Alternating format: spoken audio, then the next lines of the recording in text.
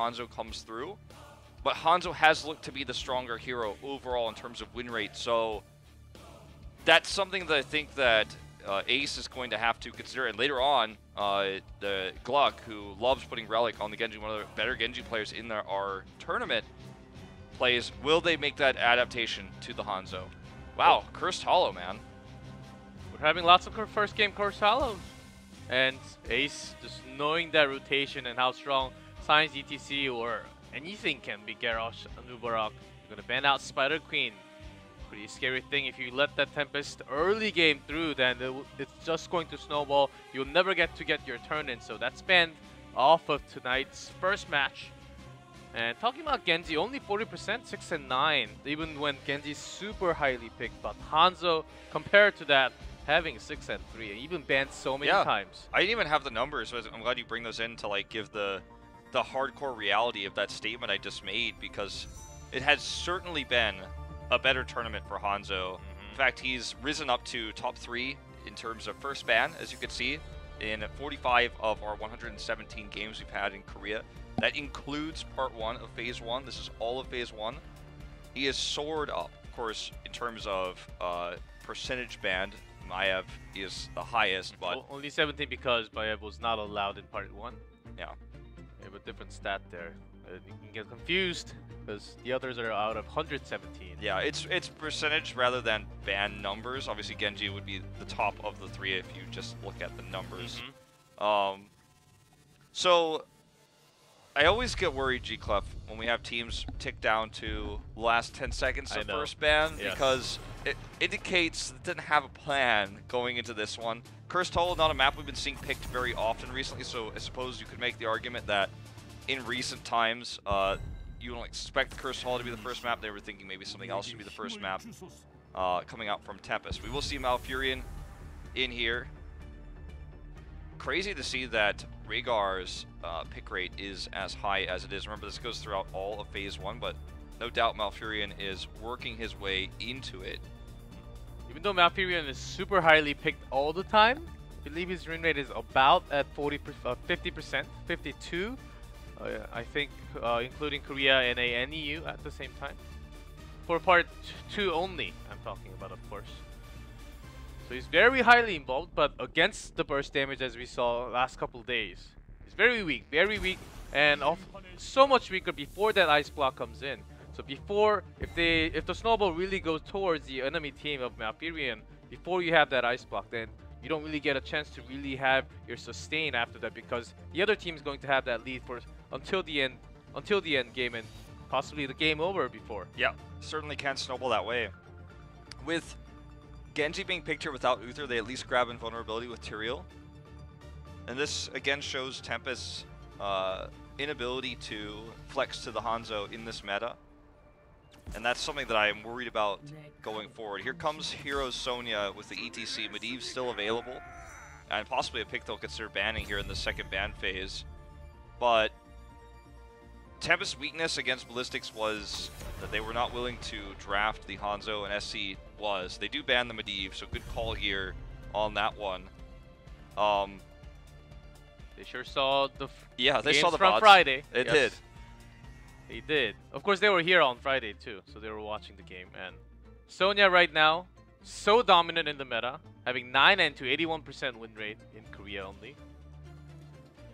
The slam build has been the way, but not always. If your team has overall a pretty good wave clear, if you have something like some other hero like Gudan, not always. You try to become more tanky in that way. But if you do not have the best wave clear, usually the slam build is the way for Sonya. Certainly. Well, for Ace, with the ban on Medivh, starts to feel like this is definitely going to be a Tracer game for Ace.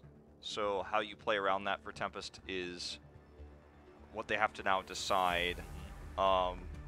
We very rarely see both Shimada brothers on one side of the draft, but I feel like in this case, with the boss control they already have with Tyrael, the wave clear that Hanzo provides, and his ability to control camps, and his anti-Tracer playmaking is a great win rate versus Tracer right now, because if he has any sort of protection like Tyrael shields, he will just auto-attack the Tracer and sometimes kill her, force a recall at worst case scenario, and they are going to grab him. So I like how Tempest is approached this, basically saying, I know what you're trying to do, Ace. I've watched your games. I'm banning the Medivh. I've got Hanzo for this camp control. And they have extra wave clear with the Rhaegar pick they brought in. Tempest is just playing smart. They're just playing safe. They're unwilling to pick the Hanzo earlier, prioritize him over a Genji, but now that the draft is kind of slowed down a little bit and Ace's plan is very much revealed, they pick the Hanzo, and now Tracer feels like a less enticing pick here. Yep. Although it's actually, it used to be the other way. It used to, and a lot of players actually thought this way, that Tracer can assassinate, get that pulse bomb onto Hanzo. It will be an easy thing, but on this map especially, where you have lots of dark spaces, that Sonic Arrow will let you know, will give that info where Tracer is all the time, where she's coming from. And both Shimada brothers, you can just go over the wall, and it makes it so much harder for Tracer to actually hit. Of course, they do have a lot of CC available. That will be their chance. I think Tracer pick is still likely, and they're going to grab that Tastar for that extra shield. They also needed the wave clear from Tastar too, so we saw a similar draft yesterday. I want to look it up actually. It was by Miracle. And they drafted Tastar last with their Tracer pick on Tomb of the Spider Queen when they had very little wave clear. It was also a Sonya draft for them. But this is a very smart adaptation, but I still think it is going to struggle. And I think the reason why Miracle struggled with this draft yesterday, a similar one, actually I'm gonna look back, yeah, the only difference was the Garrosh versus the ETC, was because Genji, for KSV Black, Rich was able to force Dimensional Shift to be used consistently over and over and over again. And also, Tracer was against the double support, Karazim and Rhaegar, so their dive can actually take out Tracer alone. Those two supports do a lot of melee damage, and they can dash in all the time. Tracer had a lot of pressure in that way. I like Anub'arak here, I like Garrosh here, like, both are great picks. Even the Muradin is not bad if you can hit those stuns. I'm just going to grab Blaze, so not having a traditional main tank using Tyrael for that, but totally works out here. So they have the anti-pulse bomb potential with the bunker. I think the draft of Tempest is fantastic for who their opponents are. This draft against a stronger team might have some holes in it because of their lack of experience with Hanzo, their lack of success with Hanzo. But in this meta, you gotta start learning Hanzo at some point, because if you're not, you get stuck in the Genji mindset. And then when Uther is banned, you get trapped. They're gonna try to do both here, so they get to have at least some of their comfort with the Genji pick, but they get to go into this new meta, great for the map, camp clear, boss control with the Tyrael. Not that Hanzo works all the time, but sure, you really have to understand your positioning, and you have to have a strong front line. Very oftentimes, double tank, oftentimes Blaze also goes well with the solo lane. I think they are thinking to protect, and it's Hanzo poking all day, and then Genji will just go in for the kill. I think that's exactly what they're looking at. If there are not that many CC from Ace, I was possibly even thinking Judgment after the recall, so you can just lock in Tracer. Basically, that's 60%, 50% of damage removed, and all you have to work is Sonya right after.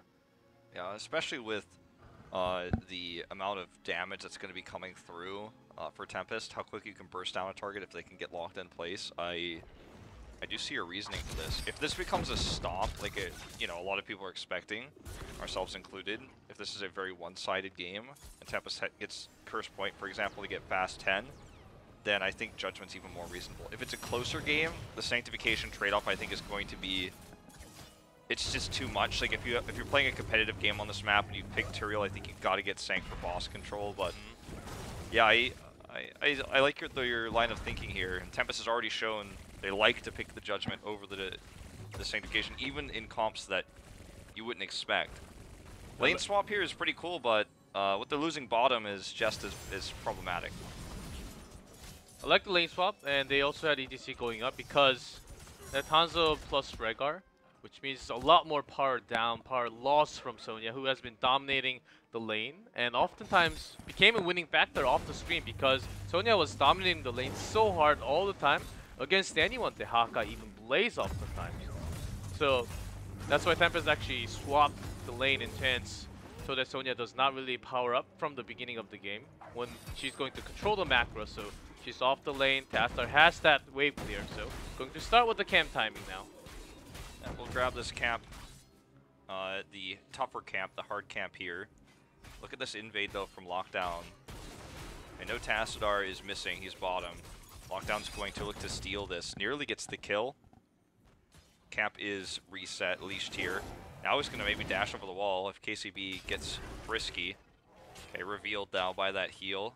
They could steal this, they have a lot of wave clear in AoE, but Tassadar scouts it out. So instead of going for the greedier play to steal the camp, they're just going to empower this push bot lane. They knew that Sonya was missing, and that was the only one. Not the only one, but very highly likely that she was right there, because she was at the bottom lane.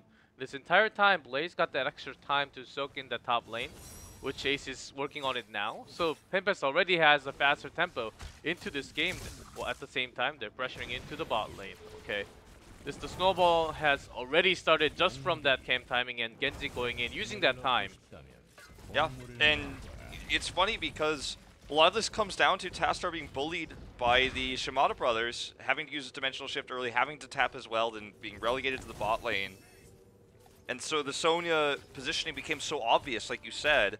He's here again now, so red side tribute, Ace needs to give this up, but because Tempest knew about this a long time beforehand, because now tributes are announced before, whereas in the past they were random, they just left Hanzo bot because they know that this is a one tribute easily, and they're not even going to give up any soak.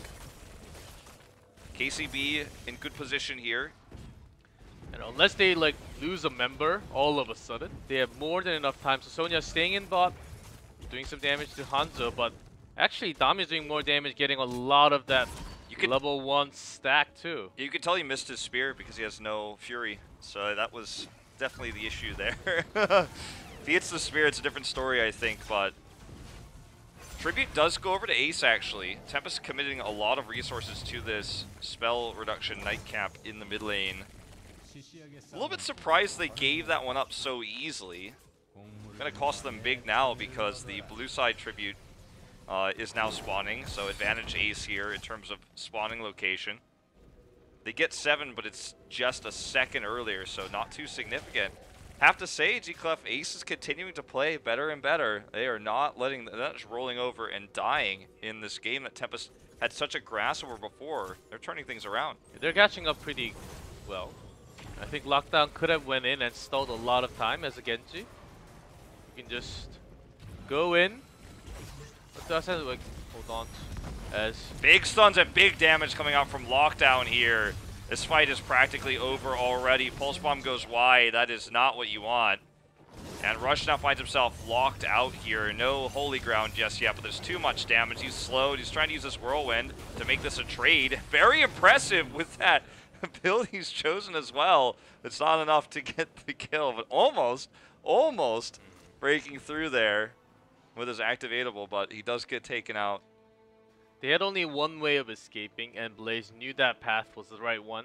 AoE stun connecting with the Swift Strike. Genji's damage came in, and once he got the kill, it was basically team fight over, as you mentioned. It's not that they were in the bad positioning; they were all pressured because they were lacking some pokes. The only poke that we can really have is Storm and few damage from Malfurion, and Tracer has to be stuck to the target. But Tracer didn't really have too much of a chance to go in. So much comes from that stun too, you know. You get stunned by, double stunned by Blaze, and then the follow-up damage is there for Lockdown. So, this tribute, favorable spawn for Tempest. We're just seeing camps being taken now for Ace. They're rotating towards the Siege Giant camp. They do have the faster rotation to this tribute, but they don't have the numbers advantage, and this Siege Giant camp's going to pull them away. This should be Tempest grabbing this tribute. In fact, I'd rather see Sonya go back top. She does decide to, as I say that, almost as if she was listening to me on command. She was definitely coming down to engage this, but decides to go up to get soaked. They need to make sure that they can minimize the time Tempest has 10 when they don't, because otherwise they're going to lose a boss. Tempest is not 10 yet, but the reason why Ace kind of gave up that one is because the Golden one was pushing, and they lost the wall. They still had Fountain. They knew that was going to be it because the first two was top mid, and top left. The third one has to be bottom right. And they knew that before because it shows on the map. But it was really tough because they were so pushed. All the lane pressure was coming. If they went bottom, they were going to miss a lot of minion EXP on the top. So instead, they tried to catch up EXP. They lost one tribute, but they're still catching up with the boss timing though. Okay, Sign is just going to show here. They just captured though, so Ace is not going to take the bait. It's a noblesse invade, but when you show a boss capture while Tyrael's there, no one's going to believe you ever.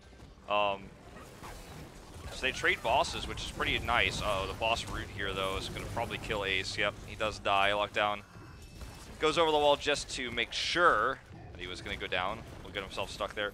I want to point out that it's actually Rush playing Sonya. So between the now 8 games of Sonya played, they're exactly 4-4. So it's a little bit odd that this hero that's so prolific in this meta right now is being split between 2 players. That's an issue for Ace, I think.